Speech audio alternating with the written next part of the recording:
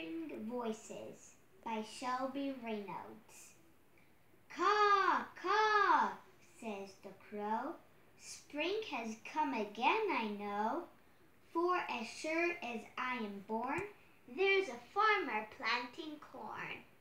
I shall breakfast there, I throw, long before his corn can grow. Quack, quack, says the duck. Was there ever such good luck? Spring has cleared the pond of ice, and the day is warm and nice.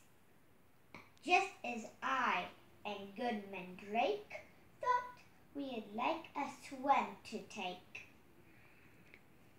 Croak, croak, says the frog, as he leaps out from the bog.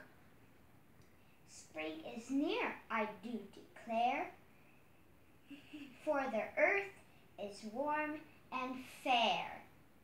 Croak, croak, croak.